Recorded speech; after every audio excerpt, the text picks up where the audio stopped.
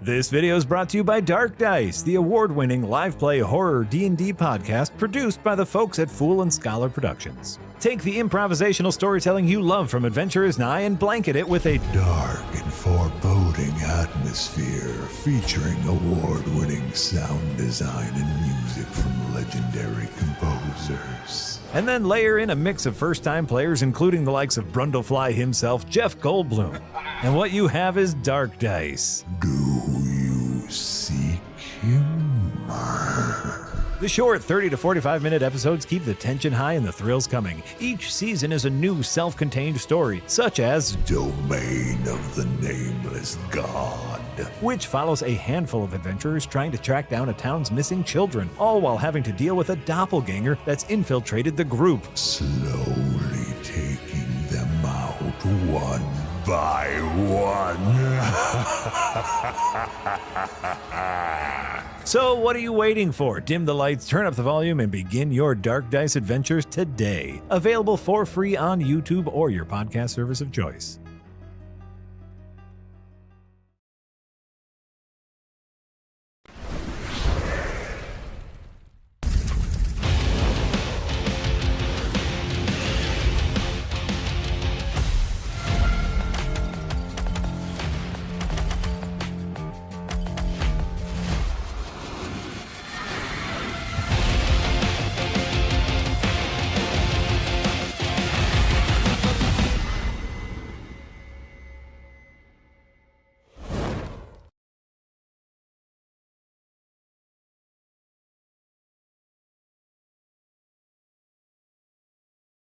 Hello, everyone, and welcome back to Firelink Podcast, episode number 53 for Wednesday, February 5th, 2025. My name is Marty, and as always, joined by Casey Wosu, Nick Calandra, and producer Eric. Welcome back, everyone. We got a real good show for you today. We're not covering a lot of topics, but the topics we are covering, we're going deep. Like, we're going to the core, to that molten lava center where the mole men live. Like Yahtzee section. Yeah, that's not a mole man. He's kind of mole-like, if honestly, like he's a little bit like a mole. But yeah, our two big topics today. We're gonna be talking about oh no, BioWare. I feel like every week we have oh no blank. I mean, yeah, it's been that kind of daily right now. Yeah, if you just wait long enough, it'll be oh no you. Oh no, BioWare. Some news, restructuring, layoffs. What does the future entail? Some news coming out of their quarterly earnings report. And sort of just a top level chat about that. And then our big topic, Kingdom Come Deliverance 2, is out. It released yesterday. Feels like the first kind of capital G big game of the year. Not the first good game of the year. There's been some good games. This feels like a capital B. I said a capital G big game. And then you went to capital B. What did you mean by that? I meant capital B big game because B starts with a big starts with Jesus Christ. I shouldn't have done that stream with Yahtzee. The second hour I did it all myself. That's what happened. I didn't have a partner for the second hour.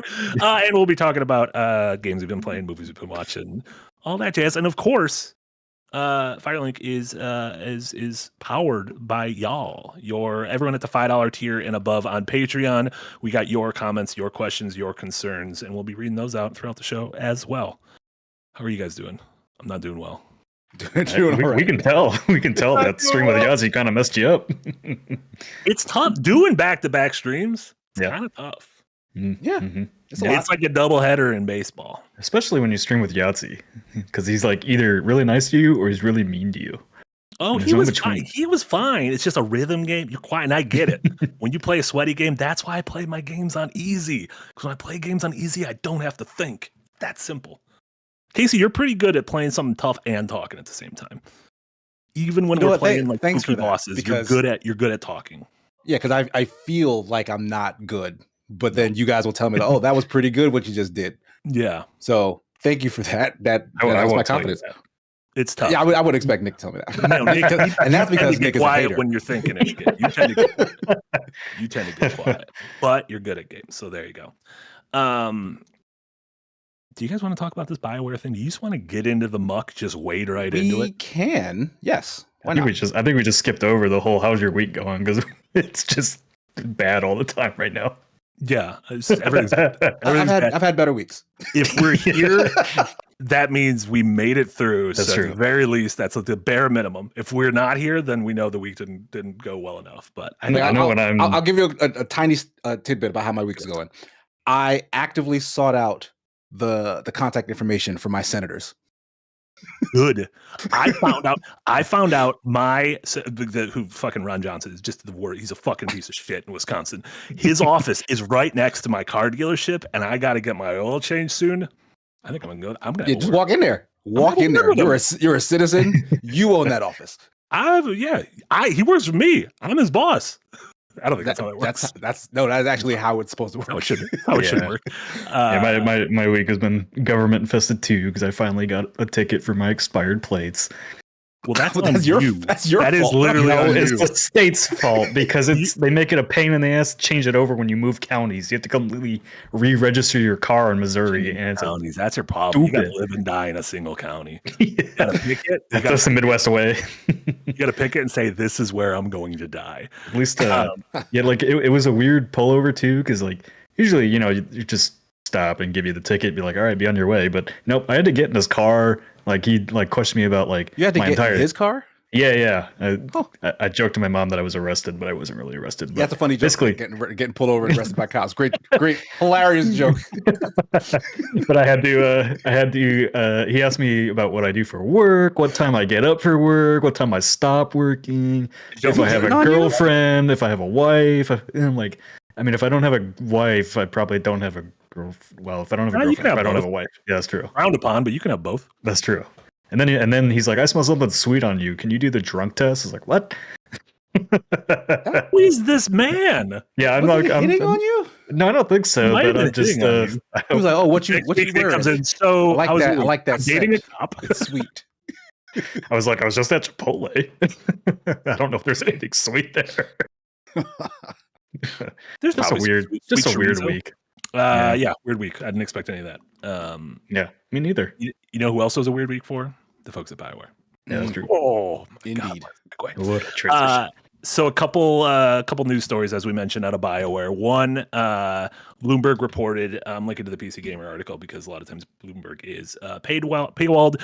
But Bloomberg reported that BioWare's, when a podcast, when someone is hosting and they verbally stumble, you can just allow it to pass through. Communication, that is what speech is. Speech is about communicating an idea from one person to another. And if that idea was still able to be communicated, then you probably don't need to point it out, because then we end up veering off a little bit to the side. And instead of talking about BioWare, we're talking about this. And Nick, for the love of God, I've edited your writing. You do not have a leg to stand on when it comes to typos and grammatical errors. You've made typos out of your mouth. Like you'll just talk a typo. Like this has happened. That's true. But BioWare, it has been reported that their staff is now under 100 people. This was half of what they were during the development of Dragon Age Veilguard, which was 200. And at their peak, when they had 3 studios and several games running at the same time, it was 400 to 500 people. So BioWare, once one of the crowning jewels of video game development, feels like a shell of their former self. A lot of the folks known for their work on the Mass Effect and Dragon Age franchises no longer there. Obviously, the next Mass Effect game, Mass Effect 5, whatever Mass Effect is going to be, is their next project. Yeah. All hands on deck, and seems like it could be their last project. In a earnings call yesterday, EA CEO Andrew Wilson, among other things, said that Veilguard failed to meet their projections. It was, I think, 50% of what they thought sales would be. And one of the reasons he blamed was because gamers want a shared world. And this game did not have a shared world. And so that's one of the reasons it didn't perform well, which, like, I think I'm just getting angrier and angrier when someone leading a group of people doesn't take responsibility for a failure.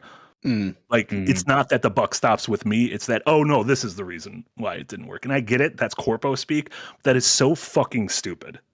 Like that is so fucking stupid. And I'm in sick particular of the reason he gave. Like it feels like there was no actual insight given into what could have possibly gone wrong, or at the very least be like, look, this checked all of these boxes that we were trying to hit and we don't know, like the market. Like this was a scapegoat, but it was a dumb goat. Like this goat is stupid as shit. Yeah. It's so frustrating to hear this, because you hear this and you're like, I have no faith in what you guys are doing going forward if this is your leadership and this is what they think. And this also came the same week as the new Battlefield, which I think they haven't named yet, right, Nick? It's just Battlefield right now. Yeah, it's just maybe Battlefield that right will now. be the name. I don't know. I assume it will be. Yeah. You think so? Like it's going to be a reboot. Yeah. They'll turn it into like a hub, maybe like how Call of Duty is kind of a. No, I think it's just. I mean, it's just going to be.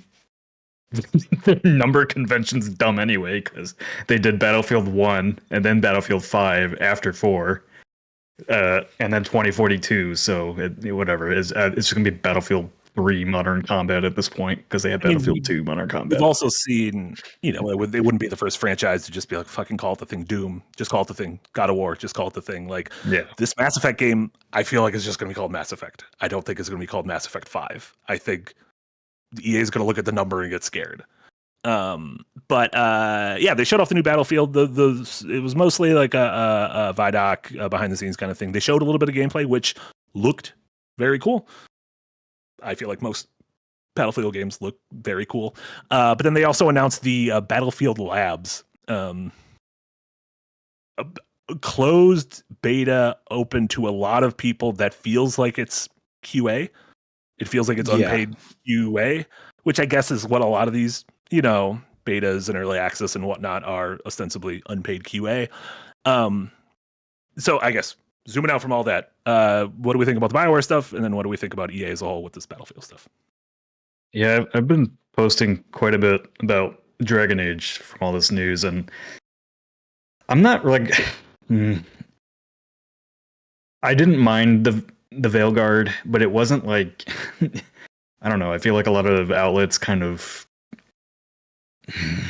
I'm gonna get probably shit on for saying it, but like played a little bit into the culture war stuff of that we have to defend this game because it's Dragon Age and it's inclusive and everything. But I mean, like I played it, I beat it. It was just really bland, really one note gameplay wise. Like it didn't evolve at all. And I kind of go back to the notion that like BioWare hasn't had an identity as a studio since really Dragon Age Origins, in my opinion. Because they were known as the RPG studio. They were the world-class RPG studio. And essentially since, I would say, the end of Mass Effect 2, they have focused way more on combat, being like linear, mostly linear with diverging paths action games with dialogue options that count as RPG choices, I suppose.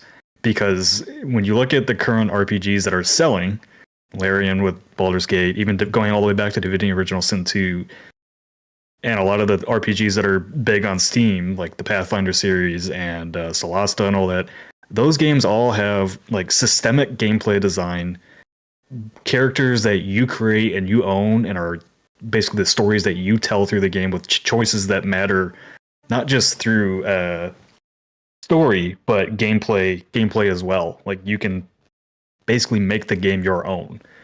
And I think BioWare just hasn't made a true RPG in a long time. And I don't think, even going back to like Mass Effect 3 was really more of a character-driven action game, I think. And by all accounts, wasn't Mass Effect 2 even? Mass Effect 2 is more focused on... I don't have a history with the Mass Effect series, but I know people love Mass Effect 2, but it was more action-y than previously. It was definitely an upgrade in action from 1.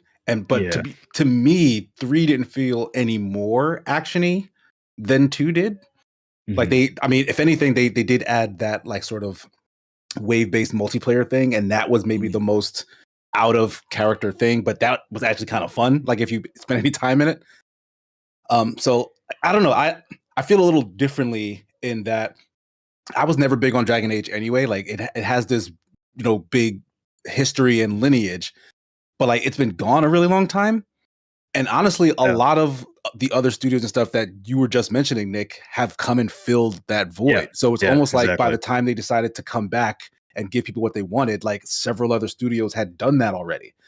I mean, it's also that studios, like I myself included, when we talk about these studios, we talk about them like they've been the same thing forever. And a studio isn't a name. A studio is it's people, right? And if it's the ship of Theseus, if all the people are gone, like, is it still the same thing? And of course, there are some original BioWare folks, you know, who made the games people love that are still there, but I don't know. We see this a lot where it's like, what does this name even mean if the people have left? Like, what is it? Well, and Dragon Age itself, like, has never really been a consistent franchise. You had Origins, people loved. Dragon Age 2 was rushed out the door, people didn't love it.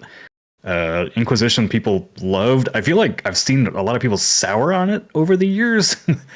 Because it did win a lot of Game of the Year awards and sold millions of copies. It was an extremely weak year. We literally did a windbreaker on it. I think it was right. I remember you talking about that. I think it was the worst year of the 2000s. Like, yeah. So like Dragon Age has never had a consistent fan base, and EA really wanted it to be, you know, their fantasy pillar, and it just never was that. And then, you know, with Veilguard, it started off as a single player game. Then EA said it needs to be a live service game, and then they've transitioned back to single player. So, you know, a lot of BioWare devs were like, "This is basically a miracle that we even got this game out at all." Sure. But again, it you know, it's like you can see the bones of the live service in there when you play it, because the combat is always the entire game is structured of go fight things, go open a box, start the next combat encounter, story bit, combat, story bit, combat, story bit. There's no mix of anything. And like when you play Divinity or Kingdom Come or Solasta or Pathfinder, like there's puzzles to do, there's all kinds of choices you make, NPCs to go find and talk to. Everything in Veilguard is static. Veilguard to me was not an RPG at all. It's just a character action game with some branching dialogue choices. I didn't feel like space to say something. Go ahead. I don't know what Solasta is, and you keep saying it. I just had a Solasta either, but it sounds like a meal or like a tropical drink. Solasta is another RPG series that's very similar to Divinity. Divinity Original Sin and Baldur's Gate 3. I'm bringing it up because they announced Solasta 2 recently, which looks very much like Baldur's Gate 3. Gotcha. And I also got the preview today, but I can't talk about any of that yet because it's under embargo. You got Solasta on the brain. That makes sense. Okay, that gotcha. I just wanted to make sure this was a thing. The first game did sell over 1 million copies, so and it was on Game Pass at one point too. Did it do it in a day? We'll talk about that later. Mm-hmm. Do we know how much Dragon Age sold? Because I know they're saying it sold half of what they wanted, but like, did it? They said it sold. Well, they didn't even say it sold. They said it had 1.5 million players, and I assume some of those people came in through the EA Play subscription. Okay, yeah. So yeah, I assume it sold a million copies, and maybe 250,000 or whatever played it through EA Play. But yeah, they wanted to sell 3 million, and I mean, I think there's a lot of factors behind it. One, I think the marketing for the game was really bad. Like from the original reveal onwards, like it just never felt like the game had an identity behind it. And then, like I said, I just don't think it's been 10 years. Over 10 years. Well, it's been 10 years since Dragon Age Inquisition. And I think you basically said it earlier. I think other games and studios and brands have just eaten BioWare's lunch on a franchise like this. Mm. Yeah, franchise or other games and studios that seem to, like, this EA model very much seems to be like, how do we take a thing that was kind of focused and how do we make everyone like it? And I think the thing is, in order to get those passionate fan bases, you can't make a thing that everyone likes. Like, you have to have people who play your game and are like, well, this isn't for me, because that's how you get the people who it is for to be like, fucking, this is for me. And I think we see that with the games that really blow up. There are so few games out there that like have universal acclaim. Like, even you see like generation defining games like Elden Ring and like Breath of the Wild and Tears of the Kingdom have their own people who are like, I just don't get this. This isn't for me. And so it's right. Like these giant companies trying to chase, we want something to become Game of Thrones that everyone is watching. That just kind of doesn't exist. Yeah, it's a flawed goal from the outset. And the other half of that is they put all that weight on the fact that this is a franchise that we own that had that sort of reverence.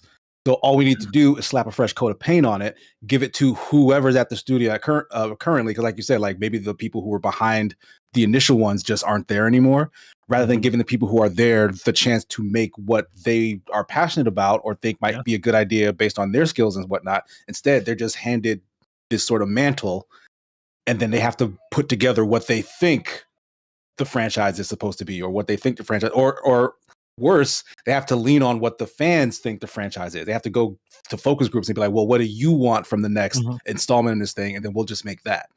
Yeah. And then that ends up being for nobody.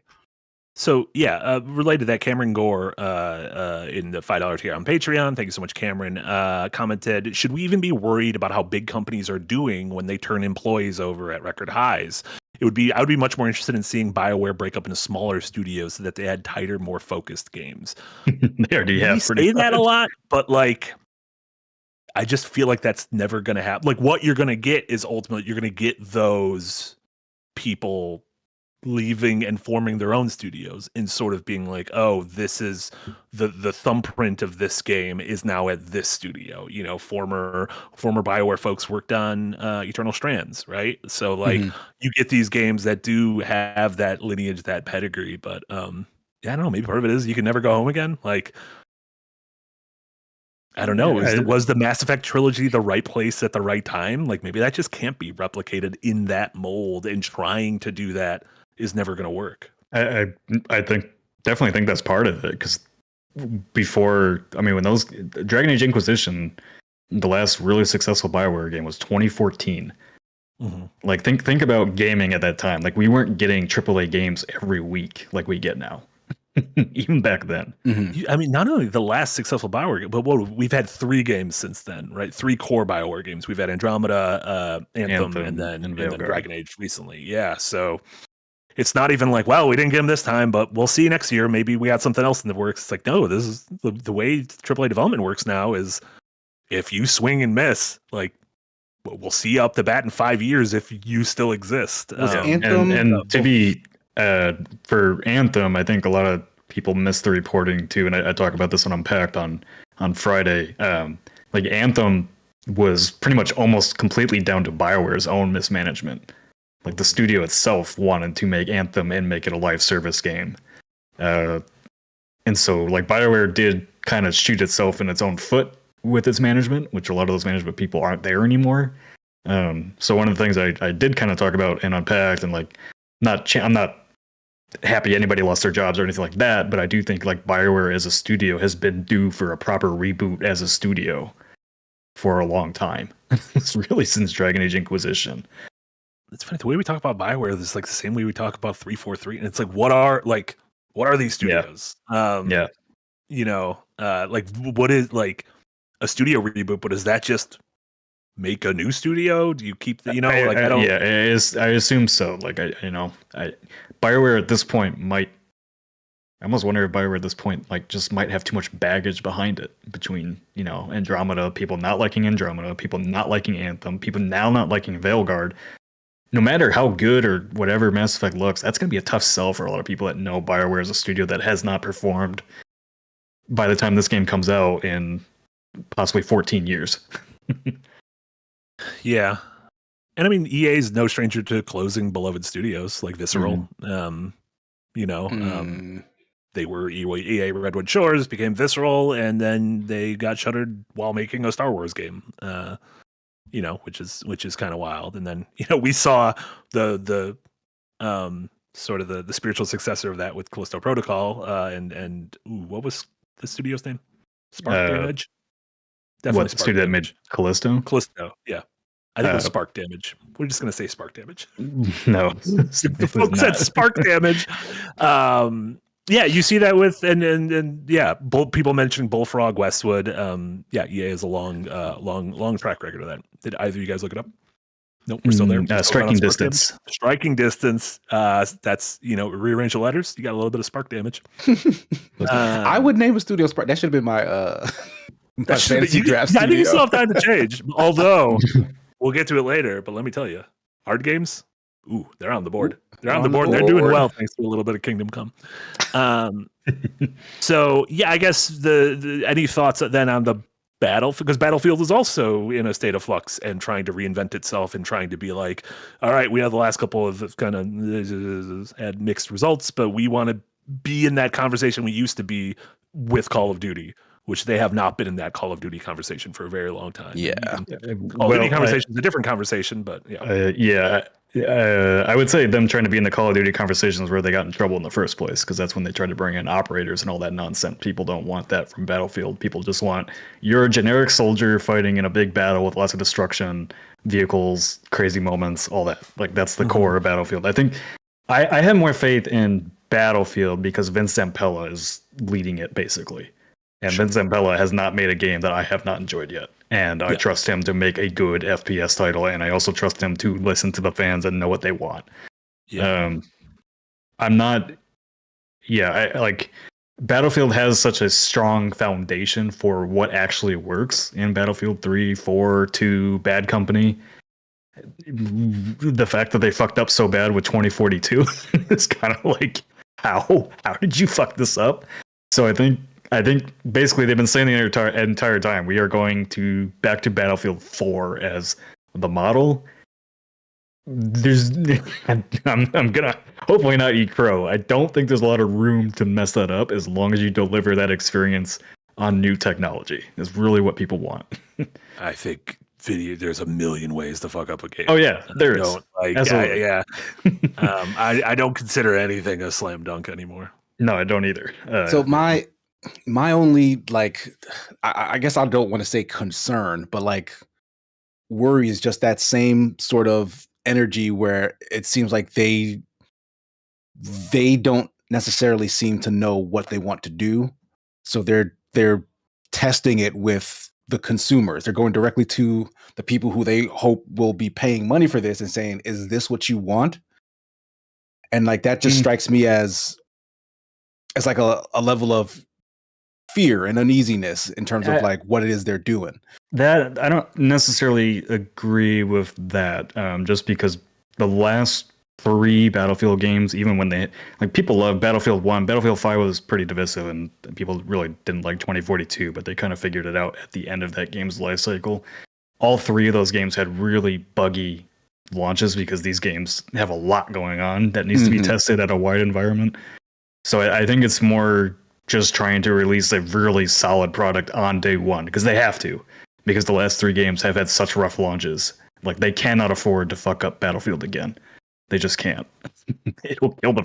If they fuck it up again, this franchise is also dead. So I think, but we do say that about a lot of franchises, which they just keep raising back from the grave. So I don't think Dragon Age is coming back. I don't think Dragon Age is ever coming back at this point. I mean, if things change it in 10 years, yeah, they'll come back. If Maybe. EA has a swing, if EA and BioWare manage to swing things around, nothing stays dead. After what they did, first of all, they ended Mass Effect. The franchise was done, and then they brought it back, and then ended it because it was bad. Yeah. But then now they're bringing it. Here's Mass Effect again. That's fair. Look, it's an Eric with a not our Eric. Look, it's an Eric is the name of a man, possibly a man. I don't know. Someone who gives us $5 a month at Patreon with an interesting idea, which is kind of what they tried with Dead Space, but says, do you think that a top to bottom Mass Effect remake in Unreal is their best chance of success? They almost have no goodwill left. My guess is this is already in the works. So with Dead Space, it feels like they killed the franchise and got rid of Visceral, but then we're like, what if we kind of test the waters? And the Dead Space remake came out, and it was very good, and it did not sell well, and they are not making more Dead Space games. So yeah, in my mind, yes, if you just remake Mass Effect 1, that's a hit, right? But again, it's very different than it was in 2007 or 6 or whatever year Mass Effect 1 came out. So, 20 years later, I don't know if that's what people want. I think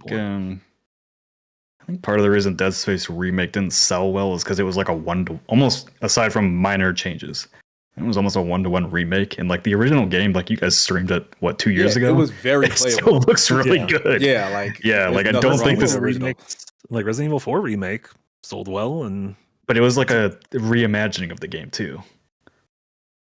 I mean, so was the Dead Space remake. Like, I would say those two are relatively comparable. Like, the Resident Evil 2 remake is definitely a much bigger departure from Resident Evil 2, but the Resident Evil 4 remake is very familiar in my mind to Resident Evil. Yeah, I don't know. I guess if you look at the marketing of the Dead Space remake, if I was an average consumer, I wouldn't be able to tell you much of a difference between that and the original game. I also think I just don't think there was like a big calling for it either. Like, exactly, right? Like Resident Evil is a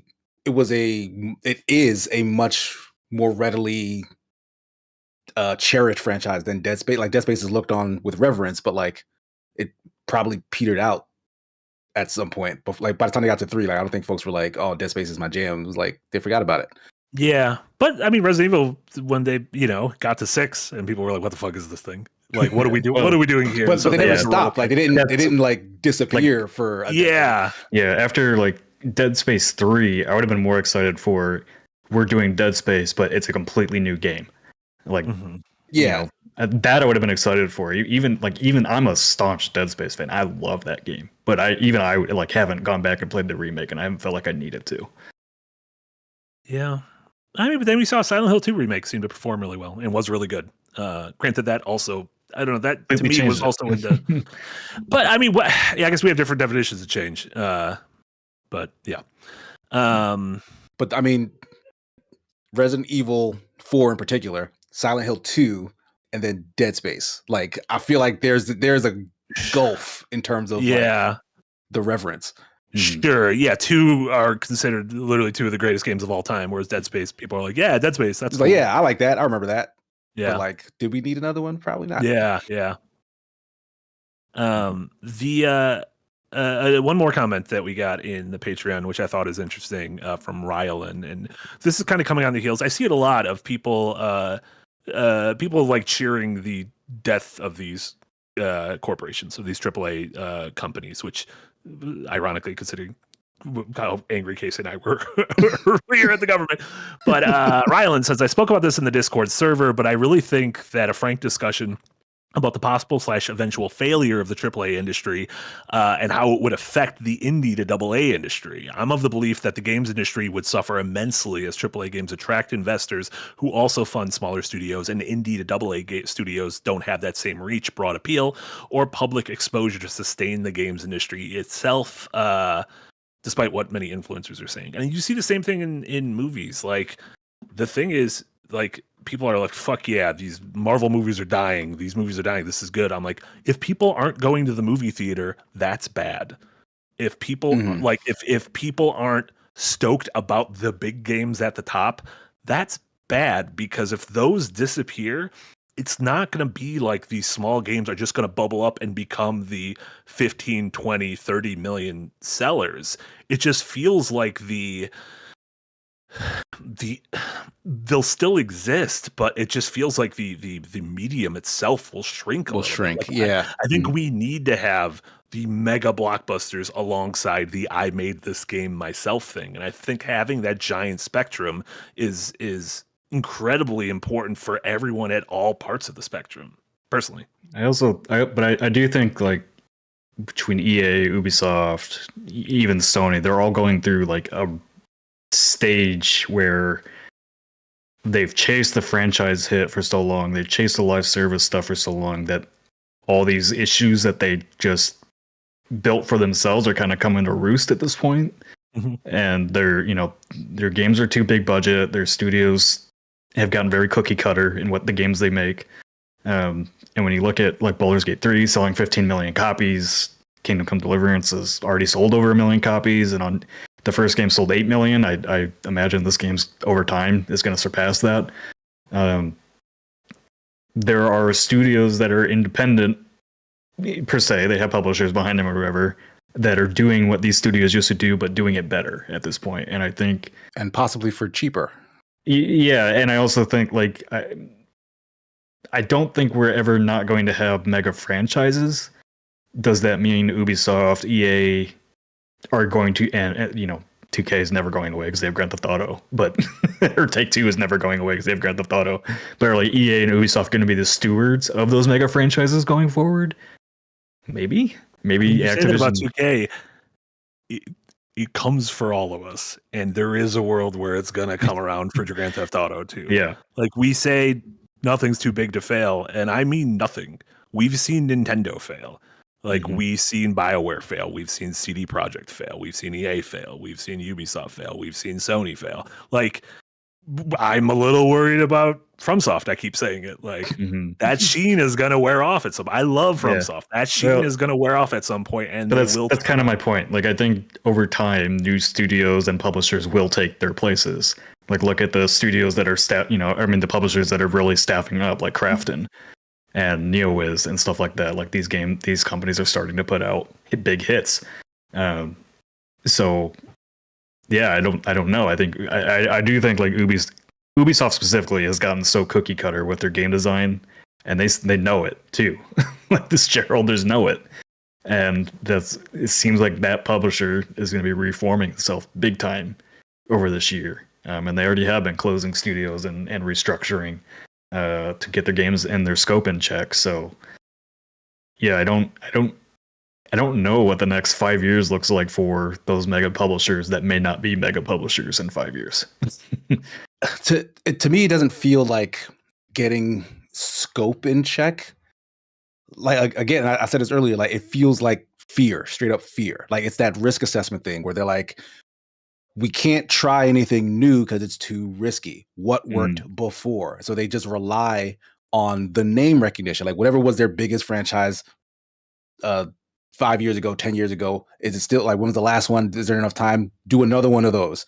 And to me, that just feels antithetical to what you need to actually break out and become like a big thing, which is new ideas, like the innovation that just drives gamers and gameplay in general. Like, when was the last time we heard of like a game coming out that's just doing a cool ass thing? Like the ones that are doing the Hi-Fi Rush did a cool ass thing. That worked out well for Tango. But that's what I should have said is a game that's doing a cool ass thing from like a big publisher. Like they're the ones who are like just so against trying out something new. That's because they have to constantly please the shareholders. I maintain like when these companies are growing, they needed that investment and everything. But now we've gotten to a point where like there's just too many games, and art in general is not compatible with the needs of infinite growth and profit. It's why corporate media is falling apart. It's why these big publishers are starting to fall apart, because they just cannot deliver endless profit forever. And live service started doing that for them, just like the Marvel movies basically started delivering endless profit for Marvel and Disney. And at some point, people get sick of it. And then how do you one up what you've already generated infinite profit from? You can't. I just don't think you can. The thing that makes me mad is these huge companies are clearly still capable of making a banger game, and then they do, and people don't show up. And Prince of Persia came out last year, and it was fucking incredible, and it underperformed. And but the thing is, though, it's still sold over 1 million copies. For any other studio, that would have been a success. And I think that's part of the problem, because when the little ones that do have those innovations kind of somehow get out the door, the metric for success is still based on all of the big guys around them. So like if it's not a breakout hit that just sells however much, then they don't think it's worth it. They rather put those guys on the big thing so that they can make the line go up, because the big thing is projected to make the line go up. So like it sucks. But like I think it's a churn in general. Like this dumbass system that is spec'd for infinite growth has a fatal flaw in that you grow until you burst, like the bubble burst. People say that all the time. It's the same for everything. Once that happens, those big studios just kind of fade away, and then smaller studios eventually take their place, and then it happens all over again. I mean, we basically went through this model ourselves at The Escapist. Every single thing we put out was compared to zero punctuation. Didn't matter how good it was or how many people viewed it or whatever. Everything, at least to the guys above me, compared it to zero punctuation. And so these studios like, oh, are you generating as much money as Apex Legends and FIFA? No? All right, well, it's not successful then. I think, but part of the problem is also this bloat of budgets and scope, Mhm. part of the blame lies on us as people who play games, because we see a game come out, we see a trailer, and we're like, look how that fucking cloth clipped through that thing in the trailer, and it gets fucking blown up all over the internet. And then they're like, well, we need to put more time and resources so that the cloth is realistic. Yeah, we need dangling horse balls. 9 years and 500 people, and I'm like, this isn't what I want. I don't want this from games. Like, I want to go back to teams being able to make a banger every few years, and if it's a hit, cool, and if it's not, you can move on to the next one, instead of being like, we've devoted a decade to this game, and if it fails, my children will not be able to eat. Like, this is fucked up. Well, doesn't that go back to the idea of stop doing what the audience is asking for? Like, give them what you want to give them and see how that goes. Because a lot of times people don't know what they want. So like, yeah, you start reacting to the fact that they're making fun of, clipping or whatnot. And then you make that your focus, as opposed to, well, who cares? Because this was going to be a super cool gameplay innovation on this side that we now took time off of. Like that's my only, like, I just worried that feedback, because like a lot of people are really loud on the internet and they just don't represent the whole picture ever. And so it's so difficult to ever get quality feedback in that way, even when you ask for it, even when you have people who are well-intentioned, well-meaning, insightful. There's still a tiny portion of like the whole picture. So you really just have to do what feels right to you as an artist and like hope for the best. And that's scary. And like a big company that's putting millions and millions of dollars into something, like they never put their faith in that. Yeah. As long as you don't have shareholders behind you too. Yeah. Like, I think the expectation for constant infinite growth in art is completely incompatible, especially with how many options you have today. And every live service game wants your time. And look at, we didn't even mention that Project Ethos game. They fired Michael Condrey, the studio director, because of the muted reveal to that game. That Project Ethos is that new extraction Fortnite looking shooter from 2K that literally got a reveal and nobody gave a shit about. Oh, right. Because it looked exactly like Fortnite, right? Yeah, but it's an extraction shooter. That game is not going to get released. I guarantee you it's not getting a release. Oh, and Michael Condrey was the other Dead Space guy. The other Dead Space guy. Yeah. Ooh, tough for those two. Yeah. Tough look for guys. Oh, that happened like 6 hours ago. I didn't even realize that. Yeah. Who's going to save us all? Who's that? Kojima's going to save us all. He's in the kitchen cooking up a trailer right now. Ooh, that's going to be good. Movie. I'm excited. To be honest, Kojima might be also part of the problem. I just like him, so he's not part of my problem. Any more thoughts on EA before moving on to Kingdom Come, which is honestly part of the same, feels like it's somewhat part of the same conversation. But any final EA thoughts before, any thoughts on the Battlefield stuff? I just want Battlefield to be good. I miss Battlefield. Please be good. Please. I need it. Yeah. What if they call it Battlefield 2? But also, yeah. What if they call it Battlefields? Oh my God! And it was a $sign at the end. No, that was Fair Games. Never mind. How come when Fair Games puts a $sign at the end, I want to poke my eyes out, but when James Cameron walked into a boardroom, wrote the word alien, or the word alien was written on the board, and he just put an S at the end and turned it into a $sign, I'm like, that's the sickest shit I've ever heard in my life. I think I'm a we weren't as cynical back then. I think I'm a hypocrite. I think I like. Was he the first one to do it? To put an S at the end? Yeah, I think he might have invented the pluralism. Like as a sequel trope. It's sick as hell. It's kind of dope. I mean, if only the first time. Avatar 2 should have been called Avatars. It was kind of funny. Darren on Blue Sky was talking about the upcoming sequel to Prey, which I really loved. And then I was like, oh yeah, I'm really looking forward to that. And he's like, oh yeah, and they also have this and this and this coming. I'm like, damn it, why? Just milking that udder dry again. You did this before, and it ended up with Alien vs. Predator Requiem, and everybody wanted to hurt themselves after watching that movie. Don't you like that movie? No. Oh, there's someone who likes that movie. Somebody brought up one person out there. Somebody brought up Jurassic Dominion today too, and I was like, I would have rather put my head in a plastic bag and tied it off. I'm here for Rebirth. Is that what it's called? Rebirth? Yeah, Rebirth. Is that new Jurassic Park? Reboot. It's called Rebirth. I just don't care about Jurassic Park like at all. But this one's got like a big brontosaurus, but it's also got a long tail, which is cool. I'll trust. Is that not what a brontosaurus normally? No, the tail is so much longer than you think. Picture how long the brontosaurus tail is, and it is so much longer than you think. It is like silly how long the tail is. You know what? One AAA publisher I'm happy with right now is Sega, because they greenlit that sequel to Alien Isolation 2. Maybe they're gonna become our savior. I forgot about that. Also, Sega's fine. They got Sonic the Hedgehog. They got Yakuza Sonic's the Dragons. They got Persona the Kissers.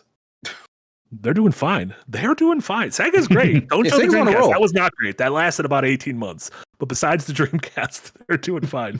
Maybe the secret is to get out of the console space. Don't make Xbox hasn't figured it out. But I also don't want Xbox to get out, because then PlayStation is going to have the only actual console, and I don't trust them. Yeah, I'm gonna be honest. I don't trust them. I don't trust anyone. Bad look. I don't trust anyone except James Cameron, except Kojima, and I'm definitely not going to be making a PC. I can promise you that. I'm going to fucking stop playing video games. I have a 50-foot cord now for my controller to my PC, so I can play it in my living room, my basement. So. You know who else has a 50-foot cord? How far is your couch from the TV in your basement?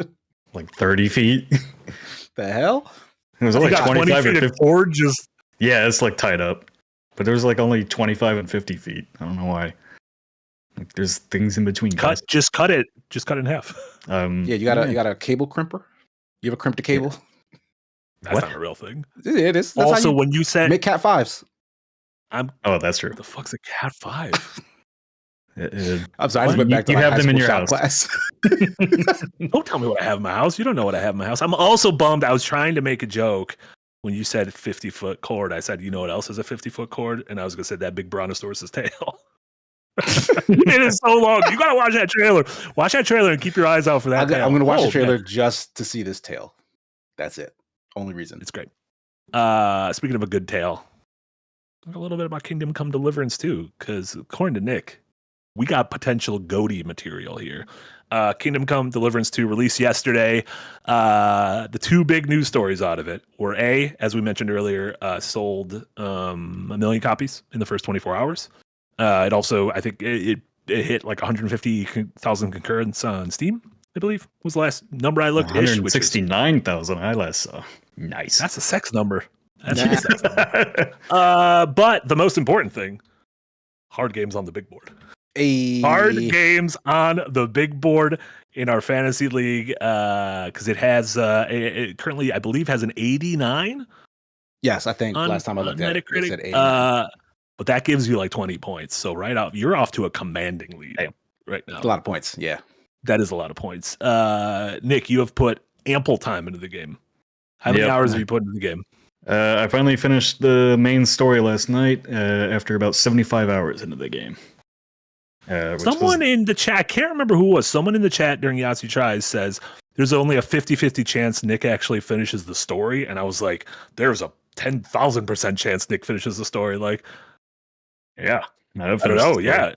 It was great. So you put a hell of a lot of time into it. Obviously, you were talking about how much you liked it during the preview embargo stuff. Mm-hmm. Now that the embargo's up, obviously without spoiling things, because that's a beefy game people have not had a chance to jump into. Why is the game so special in your mind? Yeah, so I was a big fan of the first game. I did the documentary on it and everything.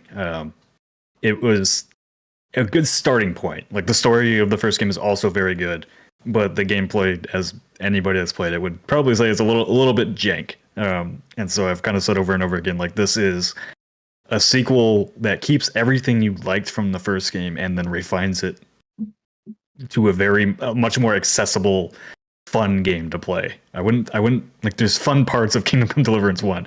I don't know if everybody would consider it a fun game. It's a good game. I just don't know how fun it would be. This adds more of that, I guess, player-friendly aspect to it. But what I feel like we just do not get games like Kingdom Come Deliverance very often anymore, especially in the open world department, that are systemic. Like there's not a lot of hand holding. So like when you think about Assassin's Creed or any of the other big open world games, like there's always a waypoint directing you with things. It's like, oh, go find this hidden chest. Oh, there's a waypoint directing me exactly to where it is. I just had to follow the waypoint on my map.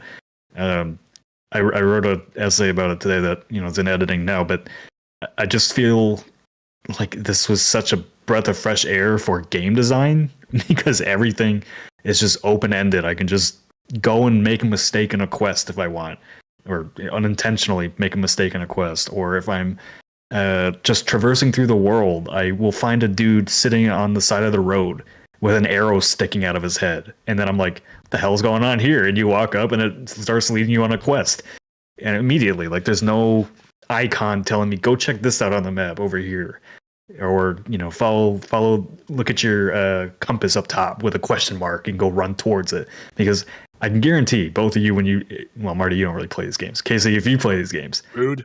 how often when you are like tracking an objective in Assassin's Creed or whatever, are you just staring at the icon instead of like looking around you? I mean, pretty much all the time. I complain about that all Yeah, the like- I complain about that all the time in games. That's true. Yeah, like even Yakuza kind of does that, where you're like following that God. little pink mark Oh all the my time. god. Yes. Yeah, like there is none of that in Kingdom Come. So the entire time I was playing the game, I was immersed in the world. I was paying attention to what was around me. I wasn't looking at the map to see where I was going. I saw a town off in the distance and I just started riding towards it, and things just happened along the way. And so many games are like, you gotta go here, you gotta go here, there has to be something here every 5 meters. I remember there was like a interview at some point for one of the open world games, maybe it was Assassin's Creed or whatever, but they're like, for every 15 meters of open world space we have, there has to be a few interesting key points of interest at every single few increments. And Kingdom Come, you can ride through the landscape for 5 minutes and not stumble on anything. And so anytime you find something, it feels like it was meaningfully placed there, or because of the systemic design of the game, you ran into it and it was just, you happened upon this thing and now it's happening. And I love that. It just, everything just kept me focused on being in the game, not surfing menus. You know, there are menus that you know, sort your gear in or whatever, but it was a very little part of the game. I've talked before about RPGs. I'm sick of huge, dumb skill trees. ARPGs, I understand, like Diablo, Path of Exile is part of the build, whatever. But Dragon Age or any of the other RPGs, I am sick of going into menus and incrementing 5% extra physical damage. Here's 3% elemental damage. Like, fuck off. Fuck off with all that. I'm sick of being in your menus. Destiny, looter shooters, everything. It's just menu surfing, talking to vendors, clicking on colored different items. I hate it. And I mean, those are different things. They are, but like when even like in, let's talk about like just open world RPGs, you just get rewarded for every single thing you do. Like, I completed a quest and now you have the best weapon in the game because you completed the quest. I want to go out in the world and go find that weapon and be rewarded for doing something to get it. I don't want to just complete a quest and like, here's a big loot box with all this cool gear you get. So Kingdom Come Deliverance rewards you sometimes with items, sometimes with money, sometimes like this quest with the guy with the arrow sticking out of his head led me to another quest that had ties back to that quest. And the quest started off being like, hey, if you go find this arrow, I'm going to give you a big reward for it. I'm like, okay, I'll go get it because, you know, he's going to give me 500 groschen or whatever. And then I get to the end of the quest and the guy wants me to shoot him in the head with the arrow so that he can be super powered. And that's funny as fuck. That's something I'm going to remember. And like half the side quests I played in the game, or half the quests in general, they're all memorable. I couldn't tell you. We're not getting you a bow and arrow. I don't want you shooting anyone in the head to make a magical. The guy thought because the first guy got shot in the head with the arrow and didn't die that he was magical. So then you shoot the guy in the head with the arrow, and all of his cronies run away screaming that they're cursed because he died. It's so funny, but I didn't have to shoot him. You said a couple times we don't get AAA games like this anymore. Like, what are you comparing it to? Like, when did we get AAA games that were big open world RPGs that didn't feel handholdy? I mean, isn't that just Skyrim? Yeah, I would say Skyrim. Really, Skyrim not handholdy? Not really. Like you can. I mean, Breath of the Wild. Yeah. So Breath of the Wild is the one that went to my mind, and Elden Ring. Yeah. You could. But those are the two I play, I guess. So is that like, are you kind of putting it not the ballpark, not like an apples to apples comparison, but like that sense of exploration and everything? Yeah, just giving me the agency as a player to make mistakes, and just they want the RPG. When you play an RPG, it's supposed to be your story, right? And like you're still playing Henry, who's the narrative center of Kingdom Come Deliverance, but like you are crafting his story for him as you play him, if that makes sense. So you're not like a nameless character, but like I'm gonna say that makes sense. Like there's a narrative thread to follow throughout the game that's going to lead you to an end point, but how you get there can go in any of these different directions. Do you want to spend most of the game being a blacksmith? Do you want to spend most of the game hunting things to earn money? Are you going to be a drunkard that's also a hero? Are you going to, like just the game's design lets you, like, you can do a lot of quests and not kill anybody and be really stealthy about it. Or you can be a quest and do what I did on stream yesterday with Jenna, and I go around and punching chickens while I'm trying to find a guy's magic item. Like I'll say yes, drafted Kingdom Come 2 because it from everything that you and Jay in particular were saying about it in regards to his lead up, really got me interested in like the kind of emergent systems and like just the world building, how much detail and stuff is being put into it. All that sounded really, really cool. And it sounded like a lot of folks were super looking forward to it. So like I drafted it. I'm like, yeah, this seems like it's going to be a hit. Here come the butt. I watched a lot of your stream with Jenna, and I was honestly very put off. It's a hard game to stream. It's slow. It's a slow game. I mean, like that might be true, but it also feels like if I were the one playing, I would also be put off. Like I felt like it's not a game for everybody. It's definitely not. And like that's what I think I'm seeing here. And that was the point Marty made earlier, where it's like, hey, make a thing that is has a vision and is going for something, and like it's gonna hit some folks really, really hard, but it might hit other folks not at all. I think I might be in that camp where it's like this does seem like a cool experience, but for the people who are looking for this. So with that being said, like, yeah, I think I'm kind of off of Kingdom Come Deliverance too. Like I was thinking about trying to give it a try, but like, yeah, the more I'm seeing of it, like after it's gotten released and like hearing stories of what I'm like, yeah, it doesn't seem like my humor. It doesn't seem like kind of story that I want to, engage upon this time. But like the setting already, I'm bored to death of. Like you guys know that about me in particular. Yeah, you don't like medieval anything. No, I mean, I don't like it as a basis. If there's good stuff happening, I can, like with Eternal Strands, like bored to death of that world. But like the stuff they let you do in it definitely hooked me. Yeah, this game. I'm not. I wouldn't put it like in the capital H hardcore camp. But it definitely shares a lot of those systems that people definitely get annoyed by, and I'm one of them. Like that's the thing. Like in games like survival games, for example, that have you worry about hunger or radiation or oxygen or whatever. Like I hate that stuff. I hate tracking. I hate tracking like a bar that I have to keep resetting or whatever.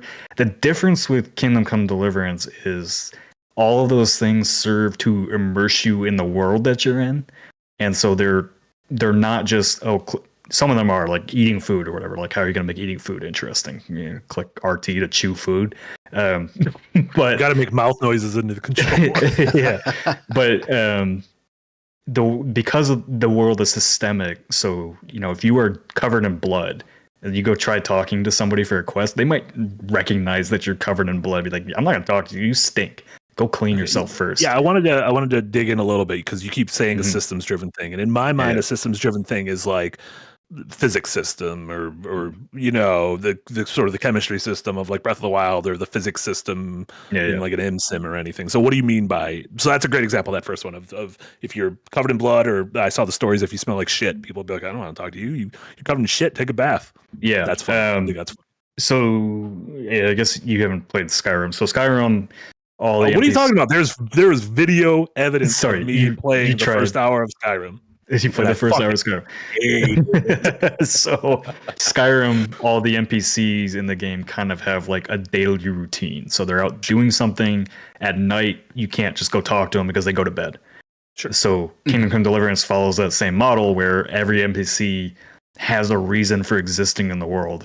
They're doing work, they're doing their going to sleep, they're fighting with each other, they're talking to each other, whatever. Like they're reactive to you and your presence in the world. So like go play Dragon Age of Veilguard, for example. All those NPCs are just set dressing. Nobody responds to you at all. You're just doing their thing. Mm-hmm. Kingdom Come, like they will actively, if I get drunk in the game and I go walking in town butt ass naked and stumbling around drunk, they're going to respond to that and be like, Henry, what the hell happened to you last night? And you can respond to them either positively or insult them back. And it's super funny. So like that's some of the systems driven stuff. Some of the other systems driven stuff is like Yahtzee was talking a lot about being stuck at a certain stuff section in the game. That it's instant fail basically if you don't do it correctly. But he's not entirely correct. I think that's a section that he got stuck at, needs to be balanced out. If any of the game designers in chat, because it's really hard to do. Even I had trouble with it. But one of the things he could have done is, and I don't think he found it. Like one of the characters, you can talk to and then feed him, and he goes away. And like he'll ask for food, and like there's a bunch of different people you need to talk to make certain things happen. You feed him from inside your jail cell. No, you're not. Well, you get out of jail, and they make you do work, and then you need to basically get medicine to this guy that you need to talk to. And so there's a bunch of different ways you can do that. You can lockpick your way up there. You can stealth your way up there. Okay, there's options other than sneak past everyone. Yeah, they were probably trying to encourage by making it a fail state. Well, no, it's not a fail state though. Oh, it doesn't. Okay. Yeah, it doesn't just like the game doesn't just end. It's just if you get caught, like you're kind of in trouble. But part of the problem was Yahtzee didn't spend his perk points, which I asked him about, and so he didn't raise like his speech level, or his charisma, or anything. So I got caught. I was able to talk my way out of it, and then go finish the thing that I needed to do. And I also like spent time learning the path to get up there. I found this room where I could make the medicine, and then all I had to do was sneak past the guard and write up, and then I was in. So there's like, some menu stuff, like the way you made it sound like there's no like menu based. Well, even some stuff. The concept of perk points makes it sound like you're going to go in some sort of a skill tree ish thing. Sort of. You level up just by doing things, and then you get a perk. That's like Skyrim. I know that's like Skyrim. Yeah, that's like Skyrim, but you get like actual perks that like unlock different abilities for you to do. They're not like percentage based or anything like that. Some of them are for like a weight limit or whatever, but they basically just go through and click it and you're done. Okay. But like making a potion, for example, is a multi-step process of making sure you have the right ingredients, and then just finding the recipe and the journal. You have to like literally physically look at the journal, read the instructions of how to make this thing, and do it correctly, including like timing the boiling of the water correctly, and then using the right tools and everything. So while some like I'm sure that puts some people off having like multi steps to do simple tasks like that. That's kind of what I'm talking about, that immersive stuff that was like felt like I was learning something constantly playing the game, and it grounded me in this world. It seems like from everything you're saying and all the even like the positive and the negative responses I've seen have been, it feels like this game has a barrier to entry, or I don't even want to say a learning curve, but a like, listen, you need to prepare yourself because this is the kind of game this is. And if you're like, that sounds great, yes, this is my kind of shit, when you get on the ride, you're gonna fucking love the ride. But it's an acquired taste, not an acquired taste as in like only 1% of the people like it. Clearly, if there's 169,000 concurrents and 1 million copies sold in a day, there are a lot of people who do want to ride that ride. But it's like, Skyrim felt like one of those games where just fucking everyone, all my normie friends played Skyrim. Like I am hesitant to recommend this game to my normie friends, even though like history. I mean Skyrim doesn't even have a quarter of the mechanics that this type of game has, and even the combat in this game requires some learning to get good at it. So I would definitely say like this, like what's its analog? Like if you like X, without saying the first Kingdom Come, if you like, maybe it's hard. Maybe this is like kind of filling a role that hasn't really been filled before. Question mark. Yeah. I think maybe it's like if you thought Skyrim was too mainstream. I want to boil it down to its I'm trying to Angel Nikki kind of there's two comments I want to point out. Angel Nikki said it's kind of like, is it slow like Red Dead Redemption? The way the narrative plays out definitely made me think of Red Dead Redemption, especially the second game. The second comment says, "Golden Juggler, is it that really immersive or just dressed up as multi-tier fetch quests?" Well, that's the thing. Like, there's definitely fetch quests in the game, but because like the writing and everything is good, and like you're not really sure where those quests are going to lead you. It doesn't feel like just a fetch quest, right? Like going and get that arrow is a fetch quest, of course it is. But also to get to that point, I had to go and talk to multiple people to get the details I needed to find out where it even is. Where a lot of fetch quests in games just give you the waypoint, say go this way, and then pick it up and come back. Mm-hmm. My hot take is 99% of quests in games are fetch quests. Yeah, it's just, is it done well or is it not done well? What are you fetching? Do I care about what I'm fetching? Like, do I know I'm fetching something? It's like how fun is the ride to this button I gotta push? I mean, that's kind of the thing in my mind is like, video games are a fetch quest, but it's like, what, it's like saying pizza. Well, there's good pizza and there's bad. That's a bad example. There's all pizza is good pizza, but no, that is not true. Challenge accepted. Bring me your worst. Bring me your worst, and I'll eat it. But I think if you like the mundane activities of, and this is just speaking about the open world stuff, like the main narrative is really good. If you want a really good story with lots of good characters, like this game has it in spades. I have not been this engrossed by like a group of characters and listening to everybody in a long time. And again, like, call me a fanboy show, whatever for this game, go ahead. I don't care. I really loved it. So kind of the open world elements of Red Dead, which are also systemic. And then I guess it has a lot of immersive sim elements to it too, where you can mess around with things and kind of experiment. And I like that. Or in a lot of immersive sims, when they're done right, if you fuck up, like you just keep going and try to complete whatever you were doing. So that it has that in spades too. But yeah, it's definitely an acquired taste. I'll give it that. It's slow, and it does have a learning curve at the start. And I think if you can get over that hump, I think you'll really like the game. If you can't get over that hump, then it's not for you. Fair. And Yahtzee did not get over that hump. So. The insane thing about this, I thought this was a game Yahtzee would love. Because you gotta stop assuming any of us are gonna like any of these things. That's true. We're all weird individuals. I just assume everyone's gonna fucking hate everything. You know what's weird?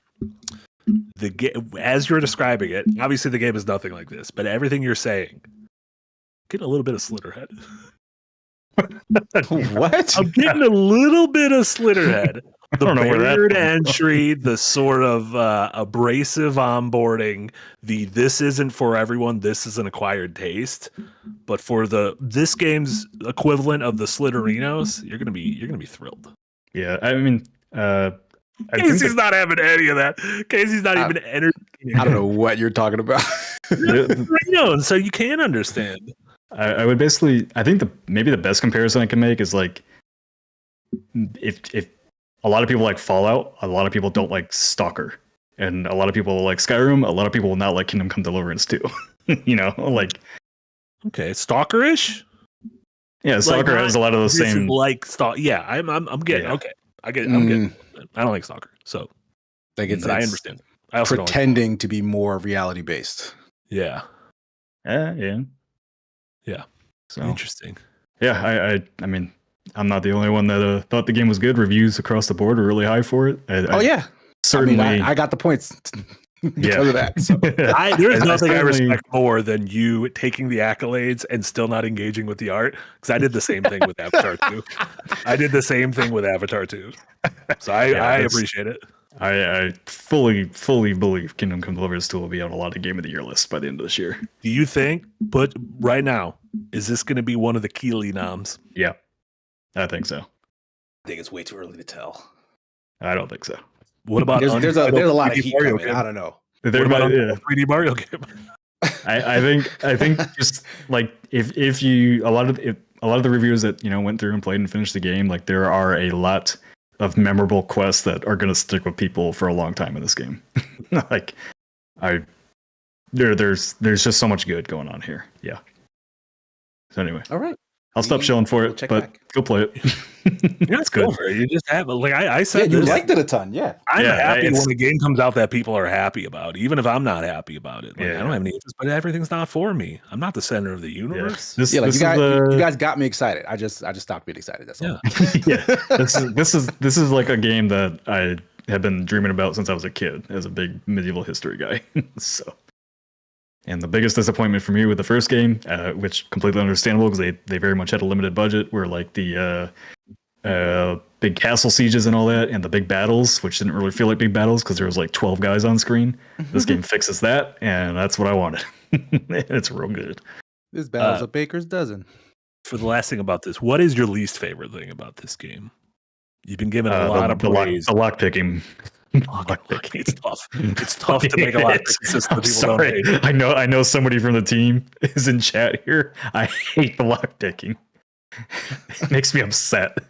Is there like on keyboard and mouse? I'm sure it's fine because you have more control on controller with just your thumb. No, Another L for the button boys. get out. A rare L for the button boys. I played the entire game on controller, just for the record, because I like PS5 that's how you play feedback video for games. PS5 feedback for sword fighting. Good stuff. Listen, you have a 50-foot cord to embrace Okay. your inner button boy. Like Dude. that's some real button boy shit. I won't even do that. That's a little weird for me. I'll just not play the game. I love that. Do you think it will run on my Steam Deck? It actually does run on Steam Deck. Really?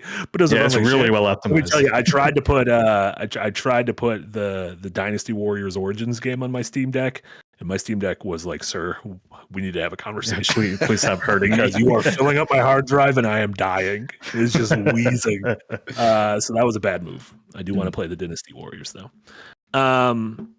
Awesome. Casey, what have you been playing? That's what I want to know. Are we there already? Or watching anything? I mean, this was our main topic. Been a Unless you had lot- anything else. Kingdom Come. Yeah. Yeah. I've been playing a lot of what I was talking about last week still, but I also have been putting more time in a little I don't know what you call this, a little sports sim, Lonely Mountains Snow Riders. Yes. It's a recommend big this to you. series. Is it this is a series? It's Only downhill. Yeah, this game's already sold, it's on Game Pass. They said it's had over 500,000 players already. Oh wow, okay. So yeah, it feels like an arcadey, like half arcadey but half simulation based skiing game. Like low poly character, but like really very realistic looking like mountain. Like the snow is like some of the most realistic snow I think I've seen in games, weirdly enough. And I think it might owe like its chosen camera angle to that. Like it's looking down on the mountain, your character in the mountain, almost like it's a like kind of miniature diorama. And so like the lighting makes that look really, really good, and the snow looks fantastic. The trees and stuff are a little more cartoony, but like it somehow like has a really cohesive look that just gives it like a real nice visual. Controls are very simple. It's physics based. It reminds me a lot of the Trials series, where like you're restarting on this mountain slope a lot because like you're going to be busting your ass a lot. Like left and right are always left and right, regardless of where your character is facing in relation to the camera. Hold on a sec. I think Eric died. Wait, what? Oh, no, stream's back now. I had no data on the back end, but it's back now. Oh, okay. All right, we're back. Yahtzee was upset I won the poll. The camera doesn't give you a lot of visual as to like kind of what's coming up next on this mountain path, and it's doubly difficult to try and navigate at the last second when you do see something, because your control is based on like you're always going left and right in the same direction regardless of which direction your character is facing, because the camera is fixed. So like imagine like you're playing like a Devil May Cry or something and the camera flips but your controller is still stuck where they were the last angle. Yeah, it's that the whole way down the mountain, and it feels bad because of that. Like the feel of braking and turning and like crouching down to gain speed when you're on the hill, and like pushing the ski sticks. I don't know what you call those things. There gotta be ski sticks. Ski sticks, right? All of that feels, I guess, all of that feels like good. Like mechanically, like I really like the feel and control of moving the character on the slopes. But that camera and like that choice of locking the direction input based on where the camera's looking, it just screws everything up as I'm going down this mountain. And like you'll hit trees, you'll hit rocks, you'll fall off cliffs, and like the checkpoints are like pretty far away. Like some of these mountain passes are like pretty lengthy, and like you'll just have to restart on the same course over and over and over. And like usually I'm up for that sort of thing. Like I'm a diehard sort of like, oh, let me get the flow of this thing. But those two elements just make it feel so unfair and therefore unfun. Like I love rising to the challenge, but this doesn't feel like it's weighted in favor of me having fun while I'm getting there. Instead, it reminds me a lot of early Sonic, where they want you to go really, really fast, but they give you no lead time in terms of what's coming up, and they slow you down all the time. And the solution to that is keep playing until you memorize the level by heart. And it's like, I don't want to do that. That doesn't sound fun. How do you ski in real life? Funny enough, I literally just went snowboarding for the first time in my life. Like, you knew where you were going the first time? I mean, it was just a straight line down a little. Okay, well, you can't mess that up. I wasn't doing that crazy. But at the very least, I would be able to see the obstacles coming towards me. So like, even if because like in real life, the issue would be, can I turn? I don't know how. I've never skied before. In this game, you have the ability to turn. It's just, I can't see that I need to turn yet. Mm-hmm. So like that, it's a very different feeling of failure in that case. Like it doesn't feel like, oh, I've messed up. It feels like the deck was stacked against me. Let's put this to the test and have you ski down a mountain you've never skied before, and I will give you directions from a drone above you. Have you skied before, Nick? No, my family has a bad history of breaking every bone in their body skiing. I will never ski. Nick's grandpa was Sonny Bono. Like my mom has broken her hip so bad from skiing that it's never been healed. Nearly cursed by the Yeti. And then my dad broke his ankle skiing. Yeah, Probably shouldn't ski. Yeah, it just sounds like a bad thing for me to do. Yeah, because like I don't think the issue is that I don't know the mountain yet. Like if they're trying to simulate the idea that you're a skier who's on a slope for the first time, like I don't see the difference between letting me see what's in front of me. Like, like I don't think that's equivalent. You know what I mean? Like, sure, I've never seen this mountain before, but I can see that there's a turn here. I can see there's a tree there. Like, it's half the time in this game, the way the camera's positioned, you just don't get that option. Yeah, I'm looking at the game and I'm like, aesthetically, it's very pleasing, but this seems like it would be infuriating to me. Yeah, like the way the camera's behind you right now, like it would make sense. You'd be like, all right, left will steer me left, right will steer me right. Yeah. But when it's on the side, it's still left will steer me left, right will steer me right. And when it's head on, it's now left will steer me right, and right will steer me left. It seems like that is confusing. It seems like something like you need to wrap your head around this kind of movement, and it's not really like it's asking for a rather big commitment, which to be fair, it just might not be what I'm up for right now. This is the day of people against games with big commitments. Yeah, apparently. Like it's just like the folks who are into this exact sort of thing, like I can see why, because like it's built really well. Like the courses and the mechanics feel great. It's just these two little nitpicky things that just push me right out of it before I really. And like the only way to get over this sort of thing is time. Like you need to just spend more time with it and be like, all right, well now I'm used to what it's asking me for in terms of like that control finickiness. And I know this course, like I know without seeing it because I've done it 100 times already that there's a cliff here. So I should turn hard right. And like, I'm not doing that right now. And it's funny, we are just not used, like to me, a downhill snowboarding, skiing, whatever game is usually like, oh, it's like a low barrier to entry, maybe a high barrier to get good at it, but like you can jump into snowboarding kids or 1080 or steep or like those, the Ubisoft ones like that. Yeah, SSX. Riders Republic. I think that's Riders Republic. Yeah. So that seems tough. Lonely Mountain Downhill was a similar thing. You were on a bike, and it was the same thing. I remember playing that game and being like, aesthetically, I love this game. It is very hard for me to do anything in this game. That's art of rally for me. Love the aesthetic of the game. Oh my god, the aesthetic's so good, but I don't want to play it. Yeah, I like that quite a bit more, but yeah, it's because. And in that one, the camera stuck behind you. So at the yes, drifting was way harder than you would think it should be. Art of Rally? No, Art of Rally is top down. Yeah, it's top down, but the camera stays behind you. The car is always doesn't show you enough. Yeah. Like it's not like you make a right turn and then now you're driving towards the camera. Yeah. It seems like one of those games where if you put in the time to get good, I bet you're gonna have a great time. But it's just like, I don't know. Am I gonna put in the time to get good? Yeah, exactly. Yeah. So that's kind of a pass for me. Yeah. But in terms of stuff I've been watching, I actually started rewatching Scissor 7. Like I finished this series a little while ago. Finished all that there was because I think there's 4 seasons out on Netflix. But I started seeing some rumblings of episodes dropping because it's a Chinese-made show. So it's coming out in China first. Some clips are going around because I guess the 5th season is airing out there. Hasn't come to Netflix just yet, but I'm hoping it's soon. But I realized that like I kind of forgot everything that happened in the show. All I remember was that I liked it a ton. So I went back and started watching over from the beginning. And my initial thoughts on it was like, great show.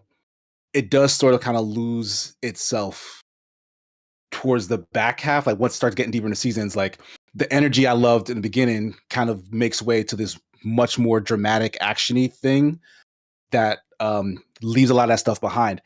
And honestly, on a second rewatch, I was kind of just wrong. Like I missed a lot of details in earlier episodes that like kind of directly inform stuff that happens later. Can you repeat the name of the show again? Oh, Scissor 7. Scissor 7. Scissor 7. And like it's making me feel like, oh, maybe I should just watch more stuff over again. Oh no, because like Marty 2.0 coming.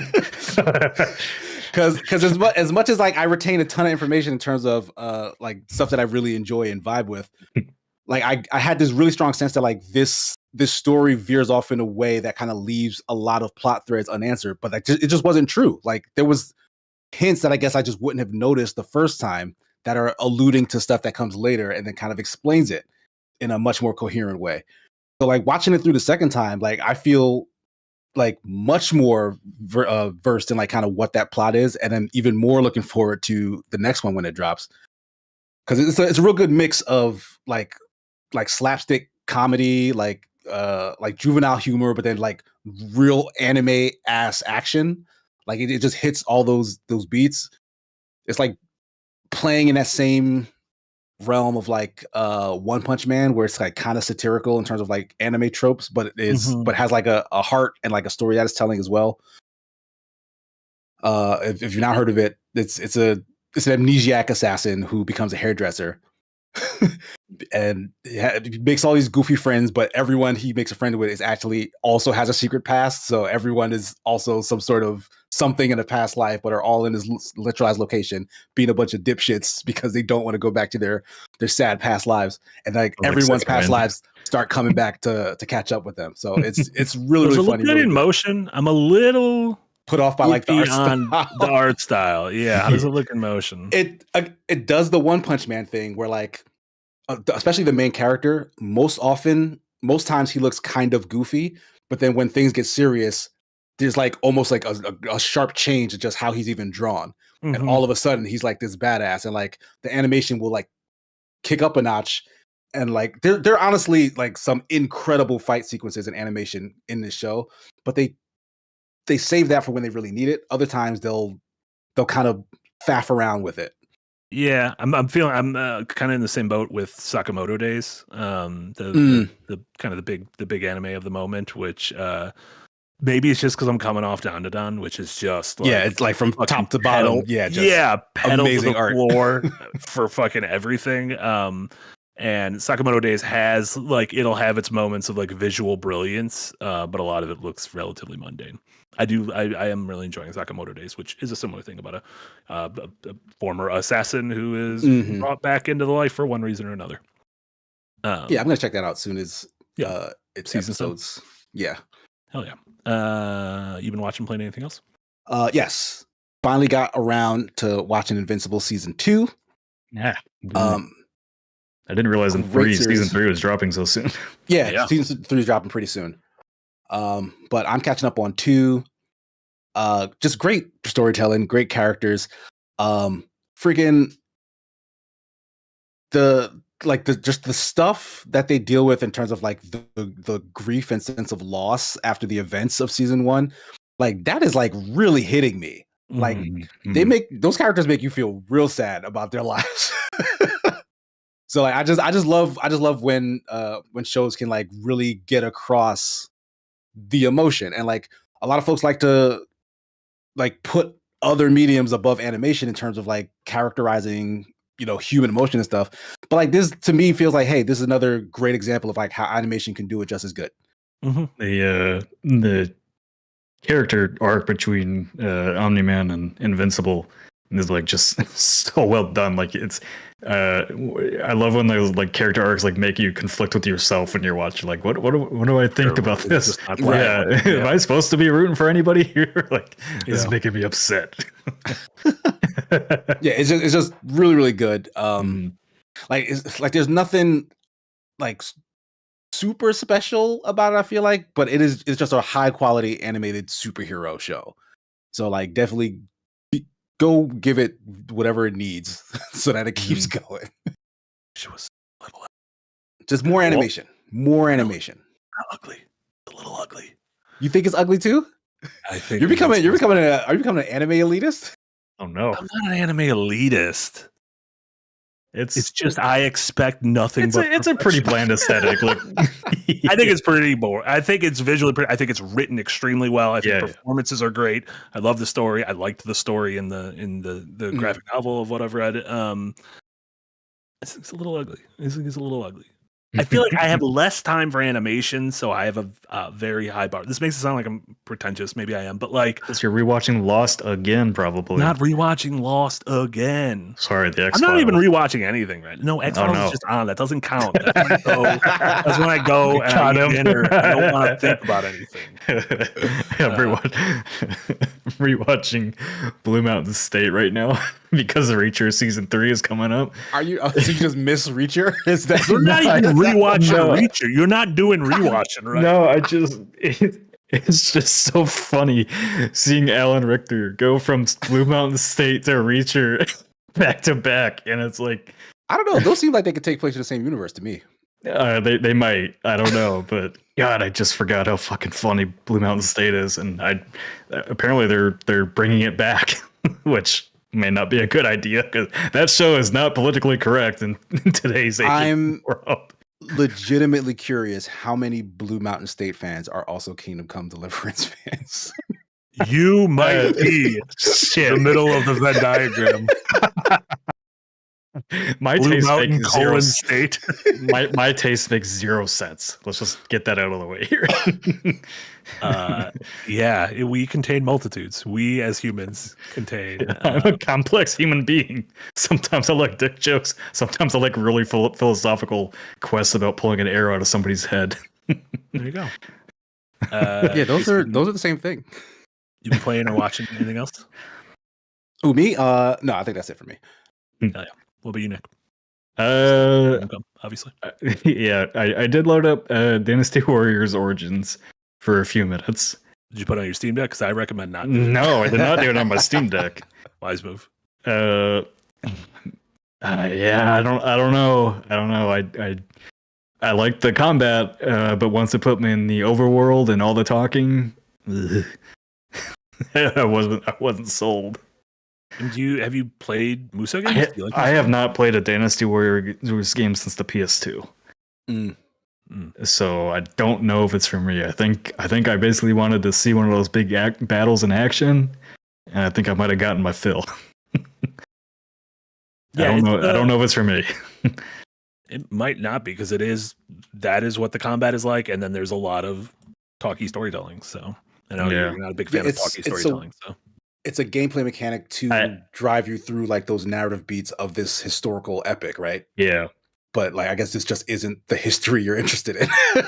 That's the thing. Like I am. I just, again, everything from Kingdom Come Deliverance was delivered to me through the game, and I don't, Dynasty Warriors puts me back in menus and reading text boxes, and like I think I'm becoming a gamer that is just kind of adverse to that kind of storytelling in games. I just get very bored very quickly if I'm not doing something. I mean, reading is doing something. That's true. I mean, I do want to play Citizen Sleeper. If you're not doing, you would hate it. You would fucking hate it. Do not play Citizen Sleeper. Like, straight up, you're going to hate it. It is reading. It is 99% reading. If you don't want to read, don't play it. That's not like a slight on you or anything. It is just reading. You're not going to like it.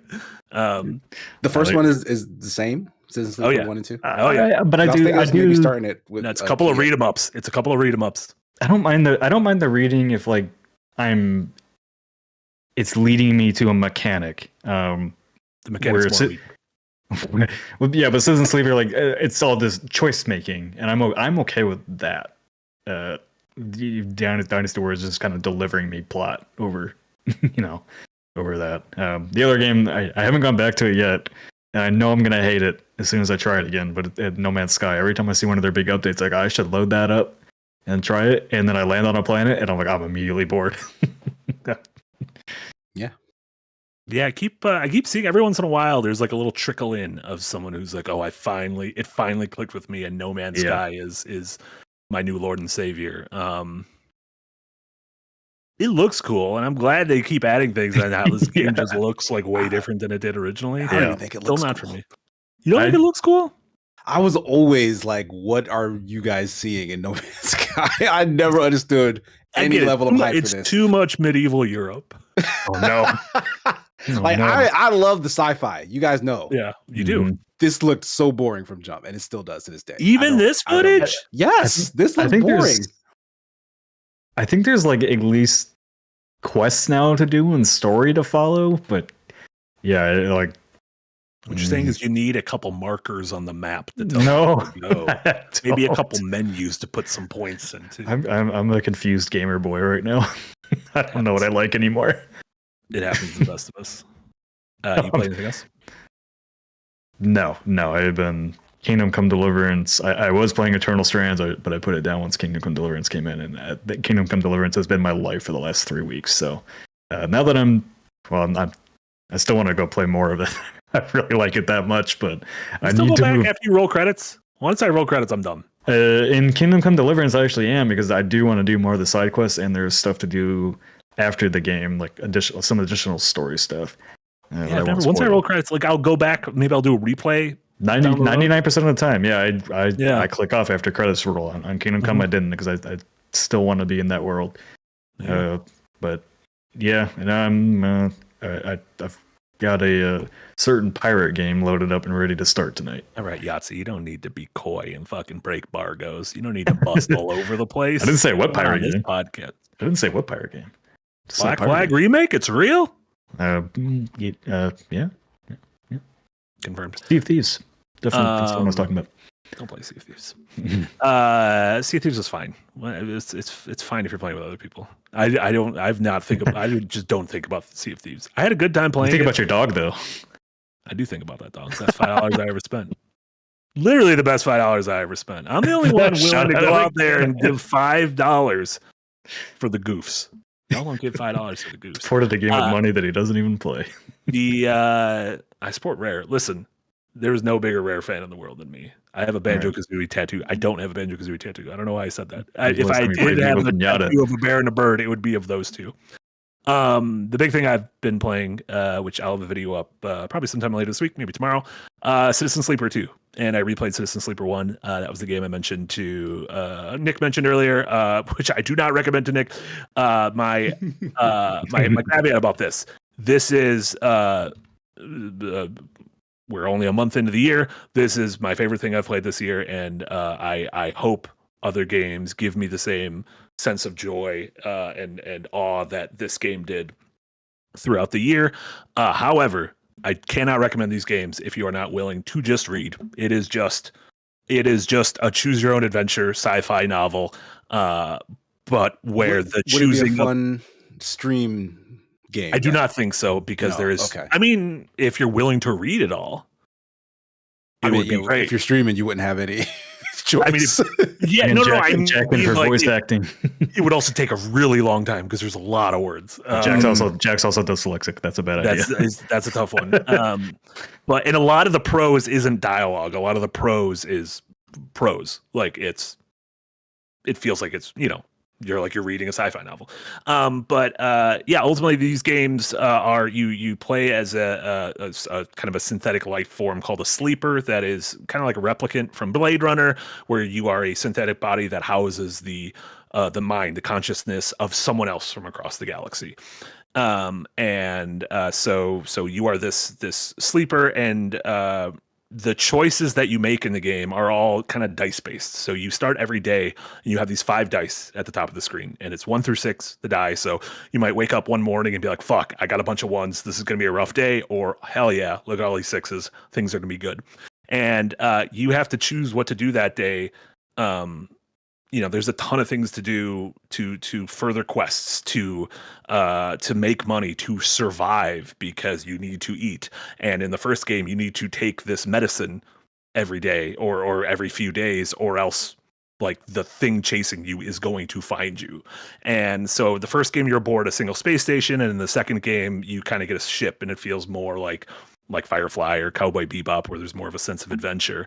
But the characters you meet, every single one of them, which in the second game you can recruit a bunch of people to your ship, are written in such a great moral gray area that every time you have to make a decision, because this whole game is about making decisions, and you only have a finite amount of time to do things and a finite amount of resources. You can't do everything. And usually when you do something, it means pissing someone else off. If you help someone, that means you were not helping another person. You found this, you went to a derelict space station and you found this sort of hyperdrive core, and 2 people want it for different reasons that you've befriended. And you're going to give it to one, and they're going to love you for it, and you're going to not give it to the other, and they're going to fucking hate you for it. And you want both of the, like, there's no easy answer to this thing. And the game, like the writing is just so good. The prose, both the dialogue and the actual just writing of every scenario is right up there. In my piece, I put it up there with stuff like 1,000 Times Resist and Obra Dinn and Outer Wilds, and like it is that good. Like the writing is legitimately that good. And both the games are relatively short, under 10 hours. You don't have to play the first one in order to play the second one. I do recommend it though. A, the first one's good, and B, there are some strings between them where like a character will pop up in the second one and you'll be like, oh, holy shit, it's that person. Whereas if you didn't play the first one, you'd just be like, oh, here's a character, and it wouldn't mean anything. But having the first one fresh in your mind, I was definitely glad I did. But yeah, the games are wonderful. Unlike Dynasty Warriors Origins, runs great on Steam Deck. Steam Deck was not angry at me while playing it. It's available on everything. Both games are available on Switch, Xbox, PlayStation, PC. It's also, both games are on Game Pass. Oh, that's neat. I mean, everybody that I've seen talking about these games has really loved it, and like I don't mind reading, so like I do think like I do want to try them. I mean, on Game Pass, so like just yeah. It seems like account, obviously, but it seems like one of those games that might surprise me and how much I enjoy it, because it reminds me of like a game that I played last year that I didn't think I was going to be into at all. Was Stray Gods, the musical RPG. Oh, yeah. I really loved that. So sometimes it just takes that one genre breaking game to get you into more reading stuff, I guess. Yeah, No, and it's hard to do late at night though. That's when I get my most gaming in, and so that's, it's gonna knock me the hell out. Yeah, no, I was like, look, because I was. It doesn't have voice acting. Speakeasy. There's no voice acting. Like this is mostly a one man band. This is the writer, the programmer, the music is like done by the dude. I believe the character portraits are done by someone else. So this is like when you're looking at it, and this is gonna be in my video. It is very like what you are seeing is what this game is. Like this game is menus, it is character portraits, it is text, and then it is those dice. But the dice do make things like thrilling if you use your imagination. And it is that, oh, we are trying to get this final thing out of a ship that is about to fucking explode. And you have to choose, do we play it safe and leave, or do we risk it and try to do one more turn to see if we can get this thing out before this explodes? And like, I didn't. I ran. I was a coward. Maybe, but my character survived. They were pissed at me, but I was like, I don't know what would have happened if we would have stayed. You might all died. So that's like a decision I'm going to have to live with. Really, really good stuff. Big fan. And honestly, I'm not a big fan of dice, just as a concept. The dice here are great because you're not really rolling them. It's more of like you get your 6, and so if you choose to use a 5 to open a door, you have to hack into a door. First off, dependent if your character is a hacker or if they're not a hacker, it's a little like your skill check is a little bit easier if you're a hacker, and it's a little bit harder if you're not a hacker. And the 5 is just, you're not rolling the dice. It's like the obstacle is rolling the dice. So it's almost like the action you are trying to do is trying to beat you, as opposed to you trying to beat the action, if that makes any sense. No, I get it. Your dice roll is set, and then it's like, oh, behind the scenes, the thing you're trying to do rolls a dice, and does it beat you or not? Sounds more complicated than it is, but very good. Highly recommend them. If you have Game Pass, give them a try, with the caveat that there is a lot of reading. There's a dice game in Kingdom Come Deliverance, by the way. And I probably spent about 5 hours of my 70 hours playing that game. Becoming a dice boy. It was a straight out dice boy. It's how I made a lot of money. I was gambling hard. Yeah. Playing craps. They have Is it just whatever dice? Liar's dice? Yeah, Liar's Dice? No, not Liar's Dice. I don't know what they call it. They have a bunch of different names for it. It's just called dice in the game, though. And Angel Nicky was right. There's only one dice game I care about. It's called Dark Dice, which again is not a game. I yelled at Yahtzee because he said play Dark Dice, and I was like, it's a podcast. He's like, well, you can still play it. He's right. Like you hit the play button. I'm like, play button. He's right, but he's not right. No, he's not right. He's right, but he's not right. It's pretty much Yahtzee every day. That is Yahtzee in a goddamn nutshell. Before we take off, we got a couple super chats. Sorry, we waited to the end. It was just a couple of vigorous conversations, and I'm gonna be honest, I just forgot. I forgot we were recording this. I thought we were just talking. Need around with $5 at the beginning, going back to our original topic on EA and whatnot.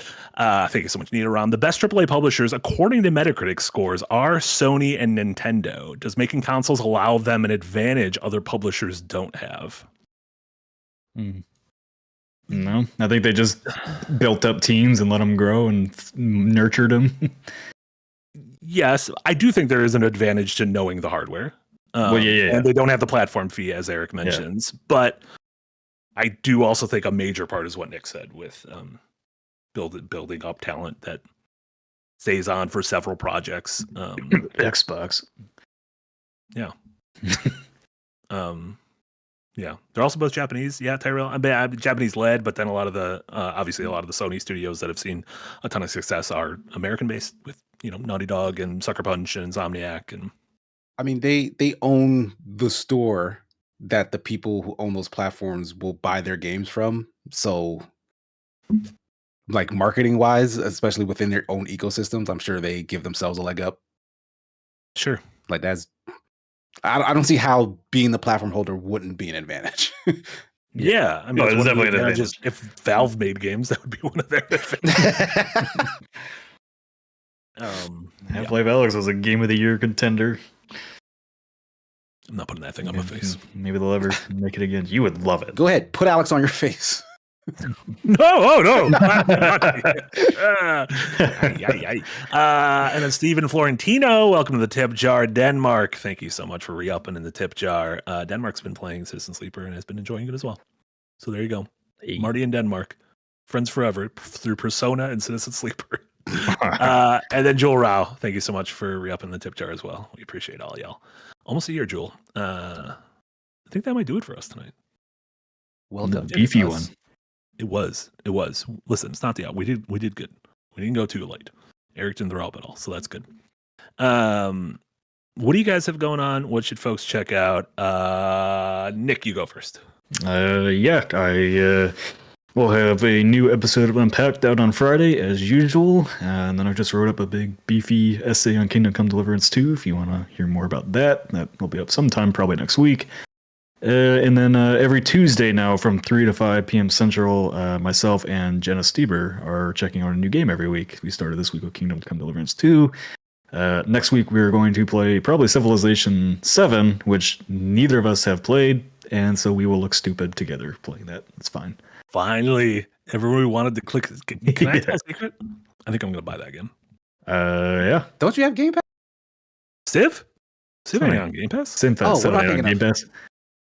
Nobody knows what you're Am I thinking thinking of. of Age of Empires? What's the other one? Age of Empires is on Game Pass, yeah. No, Microsoft owns one of those. Aura History Untold again? That we keep remembering every once in a while? Civs for Axis. Okay, gotcha. Fire Axis. Excited. I'm excited to see what you guys think of Civ. Casey, what do you got going on? The huge. Big wedding stream this weekend. I'm going to be That's streaming. Not the huge at all. This is a. It's not? This is a. Fun. Oh, okay. That's no, not this is unusual. Yeah, this is unusual. Me and my fiance will be joined by Jesse and his partner Devin, as well as Jay and Jess, and we're going to be playing the Newlywed Game at 8 p.m. Because you guys helped us get to 70% of our goal. Only 30% left. We are fast approaching the first of our 2 ceremonies because my family is insane. Was it like a buy one get one? I guess. That would be nice if I only had to buy nice, one. Yeah.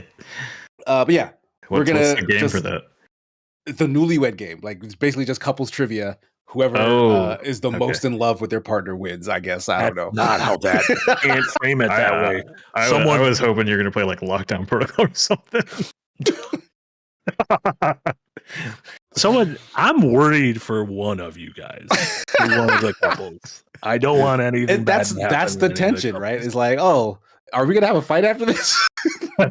Why do you want that? Oh no, drama. That's why I'm really worried. Makes for good for YouTube content. I'm extremely. But no, that's this Friday at 8 p.m. Outside of that, I should have a review coming soon, a bite size for Eternal Strands. I'm working on that still. And Marty and I will be continuing Super Metroid on Thursday. Having a good time with that so far. Only put 2 hours in it, and you know what? Making good progress. I think that's like a good game. I think we got a 3 streamer on our hands. Yeah, we have the power of rewind on our side. Rewinding, which is very nice. Let me tell you, it makes those games. It's glorious. There was also the announcement for the upcoming Creator Clash. I'm thinking about signing up Yahtzee myself for that, so we can fight over Kingdom Come Deliverance 2. Yahtzee is so much bigger than you. Nick. Yeah, but I'm shorter. All I got to do is punch him in the nuts. I thought you were going to say like the ankle or something. No, that won't take him down. That punch will do it. What are you talking about? Like Shadow of the Colossus, some of them come down through cutting off their ankles. And Jenna, legs. Jenna's podcast, Big Game Hunger. Her most recent episode, I was her guest, so we had a real fun conversation about making a real dumb video game about possibly killing politicians. So I guess she forgot to promote mine because mine came out on the 27th of January. The title of that is Nick Calandra knows some stupid ways to die. we created a Hitman game about we created a Hitman game about accidentally killing yourself. That's brilliant. Put that in stores right now. Yeah, I would actually buy that. I'm fucking gonna be honest. Does it have reading though? I don't want to read. We went to some weird places in our episode. But I put the link to Big Game Hunger. Check that out. I know. Yeah, there's a bunch of second folks who are. Jack was on it. Yeah. I believe Jess and Jay, Big Nick, as we call him in the biz. So tune in for that. And then tomorrow there will be a new semi-Ramblematic. Like I mentioned, check out my Citizen Sleeper video should be up later this week. A new Unpacked from Nick on Friday, Adventurers and I's leveling up session on Saturday, which means we are 10 days away from season 4. There's a rough cut floating around that I need to go watch. You can torrent it. If you go to the Pirate Bay and you can find that rough cut. You can't. Actually, it's just on our Slack. No, you have to go to the hentai site. That's where all the stuff's leaked now. Oh no! What? Look, yeah, the Assassin's Creed Shadows art book leaked on the hentai site. Excuse me. Okay, let me Google this. First off, I don't know what hentai is, so let me Google it. And don't know. All right, you two anime watchers don't know what that is. And then, no, I don't watch hentai because the animation's not good enough.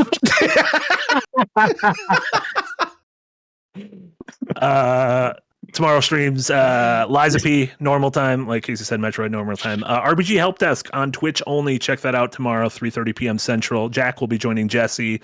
That'll be a lot of fun. And then I believe there's gonna be a special episode of Dev Heads on Friday at noon. I don't know if there is, but I believe it. Yes, there is. Tune in and find out. I believe it. Yes, no, we do have an episode of Dev Heads on Friday, and we do need to start promoting it because we are going to be announcing the new game from the developer of 10 Bells. Were you allowed to say that? Yes. Okay. No one. Jay might have said something different at our video meeting. So fuck. You've been doing this long enough to know you gotta just. What are you guys doing? I spoke with the developer. He didn't give me an embargo. I didn't say what it was. God, fucking doofus. It's fine. The title of the podcast is going to indicate it anyway. It's fine. Doofus. Thank you, Eric. That was beautiful. For Casey, for Nick, for Eric. This was Marty. This was Firelink, episode number 53. Thank you all so much for tuning in, everyone on YouTube, everyone watching the VOD, listening to your podcast service of choice. And of course, mostly thank you to everyone who supports us on Patreon, everyone at that $5 tier and above. You really help keep the lights on here, allow us to do all this weird shit, these streams, these videos, these podcasts, the weird one-off things like Yahtzee, reading the entire summary of Kingdom Hearts. So genuinely from the bottom of my heart, I know that the world is weird and times are tough, and this is a weird thing to make while Eric has this goddamn filter on me. Eric, you gotta read the room. You gotta read the room, Eric. You just didn't read the room. Thank you all so much. Have a great rest of the night, and we'll see you all later. Bye. Bye.